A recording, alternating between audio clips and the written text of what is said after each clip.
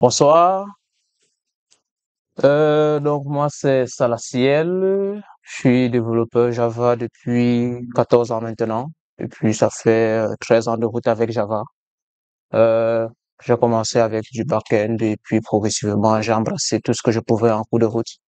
Du front-end, du web, du desktop, de la CI/CD, du DevOps, du Linux au passage, un peu de data aussi.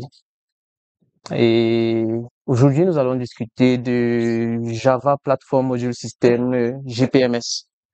Là, il y a le QR code si vous avez du mal à suivre ou que vous souhaitez réviser ça un peu plus tard, repasser dessus.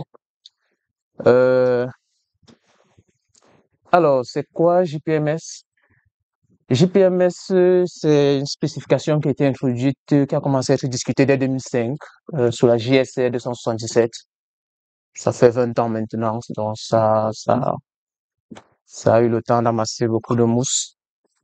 En 2014, c'est la JSR 376 qui a récupéré l'idée, l'a développée, l'a transformée un peu, et puis ça a finalement atterri officiellement dans Java, euh, Java 9 2017. JPMS, alors on va discuter d'un corpus, on va prendre un petit code pour travailler avec, on va discuter du pourquoi est-ce que JPMS a été introduit dans Java, de comment ça marche, pourquoi, euh, qu'est-ce que change, et peut-être surtout des implications et de l'adoption. Il y a plein de ressources en ligne déjà qui discutent des modules Java, de comment ça s'utilise. Le centre de mon propos avec vous ce soir, c'est davantage de discuter de l'adoption parce que on en parle beaucoup, mais ça reste comme une fonctionnalité, une partie sombre un peu de Java réservée à d'autres. Et en entreprise, on ne fait pas nécessairement usage de ça au quotidien. Et donc, mon objectif aujourd'hui, c'est d'encourager les développeurs Java à faire plus usage de tout ce que JPMS peut leur offrir. Le corpus, c'est un petit bout de code, un cas d'utilisation très simple. On a une librairie avec une interface Grid. Et on a deux implémentations, deux autres librairies qui implémentent cette interface, l'une en français et l'autre en anglais. Et puis, on a une classe main qui va pouvoir faire usage de l'une ou l'autre des implémentations. Pour le coup, j'ai créé quelques problèmes volontiers. C'est les mêmes packages là, greeting. Et puis, chacune des implémentations là importe la même interface. Et les classes aussi d'implémentation, c'est la même chose que ce soit pour le français ou pour l'anglais. Euh, Là, c'est un screenshot de ça à quoi ressemblent les commandes, la compilation et tout. Et puis à l'exécution, on observe déjà avant JPMS, parce que là, c'est des classes standards Java, des interfaces qu'on connaît. On va remarquer que si à l'exécution, dans le class path, je rajoute l'implémentation en français, on a bien le texte en français. Si on s'amuse à remplacer par une implémentation en anglais, on a la sortie en anglais. Mais si on met les deux, en fonction de l'ordre dans le class path, on a un résultat différent. Et ça souligne bien que avant JPMS, il parcourt le class path et puis la première classe que trouve, euh, une classe est identifiée par son FQDN, le nom du package et le nom de la classe. Et la première qu'il trouve, il la prend et puis le reste, il l'ignore. Pourquoi est-ce que JPMS a été introduit? On va discuter. JPMS, ça permet de faire des déclarations de dépendance, ça permet de faire des optimisations en tout genre, de valider des doublons de classe path, comme l'exemple que j'ai pris au début pour notre corpus. Le JPMS a surtout pour objectif aussi quand même de modulariser le JDK. Et ça, c'est un objectif qui a été atteint. Le JDK est désormais modularisé. L'encapsulation niveau projet, utiliser les modules Java, ça permet de définir un nouveau niveau d'encapsulation, des validations à la compilation, puis à l'exécution, et même de faire des JRE custom beaucoup plus petits. La déclaration de dépendance, ça ressemblerait à ça. J'ai repris le même exemple de tout à l'heure. Notre interface, je lui ai rajouté un module info. Et désormais, ce module qui s'appelle Greeter exporte un package qui s'appelle Greeter. Les implémentations en français et en anglais. French.greeting, English.greeting, et puis le point d'entrée de l'application, le package qui aura le main, lui aussi, il a son module info tout au fond là-bas. Et là, pour cet exemple, il a besoin il dit qu'il require le module French, donc il a besoin de l'implémentation en français. Alors, si on prend ça et qu'on essaye de compiler, d'exécuter, là, j'ai compilé tous les modules que j'avais. Et à ce moment de l'exécution, quand je fournis bien le module en français, tout s'exécute très bien. Si je m'amuse à ne fournir que l'implémentation en anglais et pas du tout celle en français, là, on a une erreur parce qu'il ne trouve pas la classe en français. Je fais remarquer que dans nos modules, on a gardé les mêmes noms de package, export greeting de part et d'autre. Mais simplement parce que le, le, le, le module s'appelle cette fois-ci English.greeting et pas French.greeting tel que le module de point d'entrée définissait avant. Il ne va même pas chercher cette classe-là parce que ça ne correspond pas du tout au module qu'il attendait. Et si on s'amuse à rajouter les deux, le JDK est malin, il trouve bien le module French.greeting, il charge la classe dans le package greeting et puis il exécute. Et il ignore complètement le module en anglais. Ça, c'est le genre d'optimisation que JPMS permet. On voit tout de suite au démarrage, par exemple, d'une application, comment est-ce que le class path, le module path peut éliminer certains chemins à explorer et optimiser les temps de lancement. Je reviens sur les doublons dans le class path. Tout à l'heure, j'avais juste dit que le module point d'entrée avait besoin du module French seulement. Mais si je m'amuse à dire qu'il a besoin aussi du module English, là, on se rend compte au moment de la compilation, Java C là-bas, qu'il se plaint parce que le module, le package greeting se retrouve dans deux modules, à la fois dans French.greeting et dans English.greeting. C'est assez courant, c'est pas si rare que ça, en fait, de trouver deux librairies distinctes qui exportent les mêmes packages. Et à l'exécution, en fonction de comment est-ce que l'outil qui fait le class path ou quoi construit ça, on peut avoir des surprises. Mais en adoptant JPMS, typiquement, ça permet de réduire ce genre de problème. La modularisation du JDK lui-même, je le disais en introduction, le JDK a été modularisé. Par défaut, nos classes comme les strings ou les outils de manipulation de dates, l'API de collection, c'est dans le module Java Base, Java.base, mais on peut reconnaître là d'autres modules comme Java Desktop ou Java Login. Et il y a comme ça plusieurs dizaines de modules désormais qui viennent dans le JDK. La modularisation, c'est vraiment cette idée que le JDK a des parties séparées les unes des autres et on peut les utiliser sans utiliser tout le reste du JDK. L'encapsulation niveau projet, niveau module. Le JDK, il permet de déclarer des dépendances vers d'autres modules, typiquement, de ramener la notion de déclaration de dépendance au niveau de Java, à la compilation, mais aussi au runtime. Ça change, par exemple, d'avec Maven ou Gradle, où typiquement la gestion des dépendances, c'est pendant le développement et à la compilation. Et puis au runtime, on fait à peu près ce qu'on veut. Là, l'encapsulation niveau projet, avec cet exemple, on voit que ce module, comme Awesome with Java, va nous permettre de dire que ce module fournit un service, une implémentation pour un service, qu'il utilise un autre service, qu'il exporte certains packages, peut-être pas d'autres, qu'il ouvre un autre package là, par exemple, pour la réflexivité. Il y a un ensemble de règles qui fait que voilà, les modules qui ont été exportés sont automatiquement disponibles pour la réflexivité. Ceux qui n'ont pas été exportés, on peut les ouvrir pour la réflexivité, aux API réflexives, sinon il y a des mécanismes de sécurité. Donc, il y a une notion d'encapsulation au niveau projet, module maintenant, où on peut dire que les implémentations de ces interfaces-ci ou quoi restent privées. Et puis, les développeurs ont accès aux interfaces elles-mêmes sans avoir accès aux implémentations. Ça fait que, en tant qu'auteur d'une librairie, c'est possible de faire évoluer l'implémentation sans craindre que quelqu'un enfreint ces règles-là.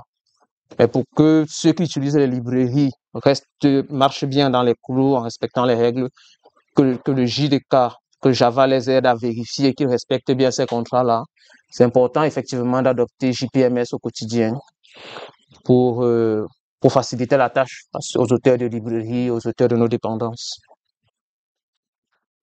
La validation à la compilation.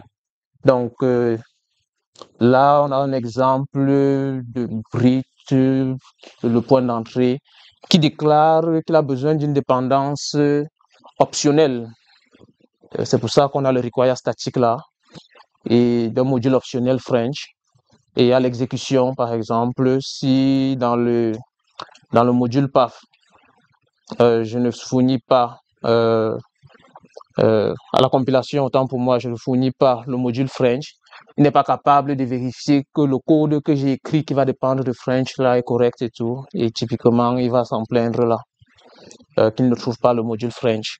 C'est le genre de choses que la gestion de dépendance ramenée à Java permet de valider assez rapidement.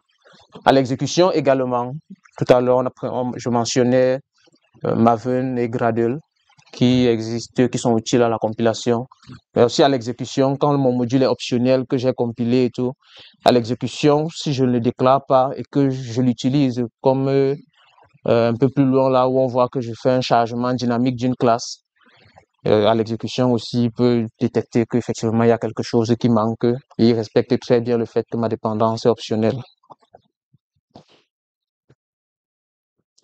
Des JRE plus petits. Alors, l'idée, depuis Java 9 maintenant et plus, Java a arrêté de fournir des JRE. Il fournit le JDK, mais plus du tout des JRE. Et c'est parce qu'avec la modularisation du JDK, on peut créer nos propres JRE en prenant juste des modules qui nous intéressent dans les modules dont on a besoin. Ici, on a une petite application comme un Hello World pour une des seuls modules Java dont il a besoin, c'est Java Base, et puis quelques autres modules par défaut que Java requiert automatiquement. Et, et il n'y a pas de magie, hein. On le compile, on l'exécute, là on le transforme, on utilise J-Link, un utilitaire qui vient avec les JDK Java 9+. Et on fabrique un tout petit JDK beaucoup plus petit. On s'en se voit pas très bien là, mais à la fin, on obtient vraiment un dossier qui pèse quoi, moins de 96 mégas environ. Si on prend un exemple un peu plus long, une petite application, fenêtre Java Swing, avec une zone de texte qui log du contenu au fur et à mesure qu'on écrit, euh, et qui va loguer quelque chose de différent avec un niveau différent lorsqu'on fait contrôle-entrée. On compile tout ça, on a besoin de Java Desktop, de Java Logging et tout. À la fin, on se retrouve quand même avec 132 mégas. On est loin de la taille du JDK 697 mégas pour le JDK que moi j'ai utilisé pour faire cette démo. Donc avec JPMS aussi, c'est tout à fait possible de faire des optimisations de runtime où on a un JRE qui nous contient juste ce dont on a besoin. Alors qu'est-ce qui change? Il y a la notion de versioning. JPMS permet de rajouter une métadonnée de version à nos modules à la compilation. C'est une métadonnée qui est rajoutée après coup, c'est pas dans les sources. Une limitation actuelle, en tout cas, c'était pas un objectif défini au départ pour JPMS. Quelque chose qu'on peut considérer qui manque, c'est de déclarer les dépendances avec les versions de ces dépendances qu'on aimerait avoir. La notion de scalabilité qui change, c'est que c'est vraiment possible de ramener dans Java la notion de ce module dépend de celui-ci, dépend de celui-là, que ce soit la compilation ou au runtime, avec des outils de monitoring ou quoi. On peut vérifier et s'assurer que notre code, même en production, respecte ces contraintes-là. Une encapsulation plus forte. Nous avons mentionné pendant la présentation le fait qu'on peut exposer certains packages désormais avec JPMS ou ne pas en exposer d'autres qui sont des implémentations internes. C'est de ça qu'il s'agit dans l'encapsulation forte. Il y a aussi une notion de ressources parce que avant JPMS, typiquement quand on a des fichiers d'assets de ressources et qu'on les mélange, qu'on les joint dans un seul artefact, ils ont tendance à s'écraser les uns aux autres. Il fallait faire gaffe quand même aux conventions de nommage. Avec JPMS, on peut garder tout ça séparé sans que le JDK soit confus, sans que Java soit confus. Des configurations explicites et des typages des relations. Quand on dit qu'on a besoin d'une dépendance, qu'on ouvre un package à l'accès ou simplement à la réflexion, qu'on a besoin de façon optionnelle à une dépendance seulement à la compilation, potentiellement aussi au runtime. On définit le type de relation que nos modules entretiennent avec les autres. La hiérarchie modulaire, modification de réflexivité. Donc, comme on a mentionné précédemment, la notion d'hiérarchie. Merci.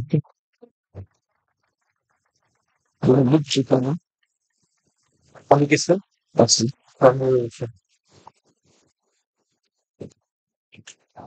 Voilà donc au niveau de l'implication. Non? Tu fermes, Ok. voilà, et donc tu fermes, tu fermes. Je t'explique, il y a quelqu'un qui vient là. Oui.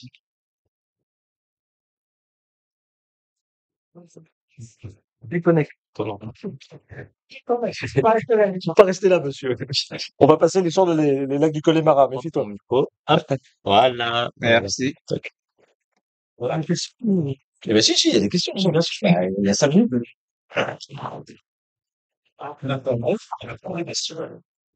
Alors, prenons les Non, questions. reste pas c'est là. C'est calé. Voilà. Alors, est-ce qu'il y a des questions? Tu le fais peut-être. Regarde, il y a des questions. T'as des questions? Des questions. Merci. Vas-y, pose la question, je la répéterai. Ouais, ma question c'est les modules de Java, c'est existe depuis Java 9, donc c'est un petit moment déjà. Comment on explique la si faible adoption qu'on voit des modules dans la communauté? Donc, comment on explique la si faible adoption des modules alors que ça existe depuis Java 9? Besoin de... Déjà, c'est que comme ce n'est pas contraignant pour beaucoup de développeurs et de projets, les développeurs ont tendance à préférer s'en passer. Et parce que la plupart du temps, des notions d'optimisation, de sécurité au runtime ou quoi, ce sont pas des questions qui reviennent comme des sujets primaires quand même quand on développe. Aussi, ça ne revient pas. Accessoirement, JPMS a été conçu pour une adoption progressive. Ça fait que ça laisse de la marge encore à discuter à répartir entre le module PAF, le class PAF, et des fois que ça crée des petits challenges quand même au moment de débugger du code quand, par exemple, la start trace se perd dans un name module. Ça peut être compliqué. Je crois que c'est ça qui n'encourage pas les développeurs à l'adopter plus souvent. Merci. Une autre question, oui? En fait, par rapport à ce que vous avez présenté sur les modules, vu les améliorations qui sont faites sur la JVM, en fait, de la Java 17, et la notion de la sécurité avec les classes et tout, pour décider de quelles classes qui ont le droit d'implémenter l'interface et tout, est-ce qu'en fait, on a vraiment besoin d'implémenter les modules actuellement? Ça reste? Mais il y a un apport proportionnel pour la dernière version. Oui, c'est très différent. Oui. Parce que maintenant, avec les évolutions récentes, on a encore intérêt à utiliser les modules, enfin, à implémenter les modules, c'est ça? Oui, tout à fait. La notion, par exemple, des classes scellées, des interfaces scellées, ça répond à un besoin vraiment différent de celle des modules. Quand on a des sujets d'encapsulation, package private, des packages qui sont complètement privés au module. Un exemple, c'est la classe OnSafe de Java, qui a été développée déjà depuis Sun, où tout le monde l'a utilisé en dépit des warnings, des annotations deprecated, et puis Java a eu beaucoup de mal à la faire sortir du JDK.